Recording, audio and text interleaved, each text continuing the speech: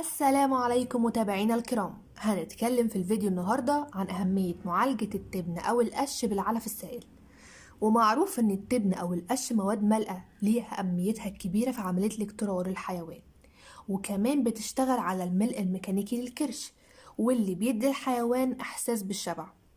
لكن بيعاب على التبن أو القش أو المواد المالئة إن هي ضعيفة القيمة الغذائية، وكمان كتر استخدامها بيسبب مشاكل هضمية.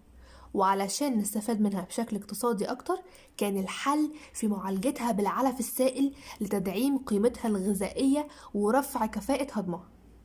نظرا لاحتواء العلف السائل على متوازنات من الطاقة والبروتين الخام الميسر للهضم مع الأحماض الأمينية والبروبيوتيك، وده تركيبة متجانسة وفعالة لمعالجة التبن أو القش بالعلف السائل. طيب هنستفاد ايه من رش العلف السائل على التبن والقش؟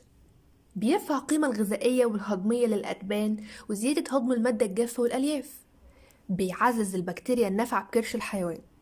بيمد الحيوان بالبروتين الميكروبي واللي بيكون ميسر للهضم، وكمان بيساعد على هضم البروتين اللي في مواد العلف المركز.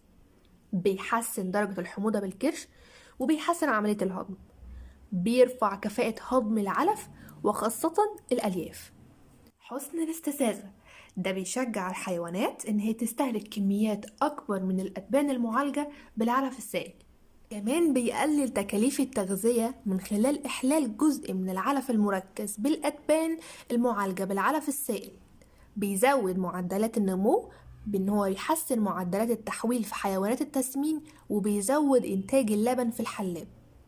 يعني معالجة الأتبان بالعلف السائل هتزود القيمة الغذائية للأتبان وهتحسن الهضم عند الحيوان، وهتقلل في كمية العلف المركز، وبالتالي هتوفر معانا في تكاليف التغذية مع زيادة الإنتاج، وده هينعكس على زيادة العائد الاقتصادي للإنتاج الحيواني.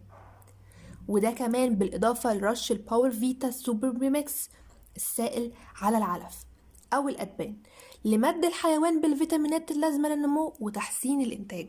طيب إيه هي جرعات رش العلف السائل على الأتبان؟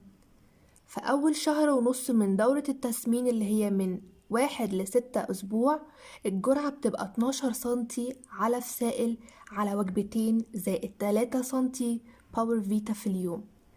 تاني شهر ونص من الدورة من الأسبوع السابع لل12 بدي 14 سنتي علف سائل على وجبتين ومعاهم 3.5 سنتي باور فيتا في اليوم.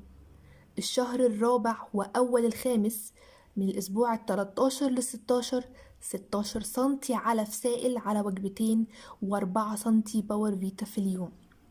من أول الخامس لنهاية الدورة من الأسبوع 17 لل24 بيبقى 22 سنتي علف سائل على وجبتين زائد 5.5 باور فيتا في اليوم. طيب يا ترى تكلفته هتكون كام؟ تكلفته بتكون 4 لتر طول دورة التسمين، يعني ب1900 جنيه، يعني اليوم ب10.5 جنيه للراس. هنوفر قصادها من كيلو ل2 كيلو علف مركز، يعني من 13 ل26 جنيه توفير في العلف مقابل التكلفة. يعني صحة أفضل للحيوان ونمو أفضل وإنتاج أعلى مع توفير في تكاليف التغذية. تقدر تطلب العلف السائل الآن من خلال الأرقام الموضحة على الشاشة. مع تحيات الدعم الفني لشركة المتحدون الدوليون، وما تنسوش تشتركوا في القناة وتفعلوا زر الجرس.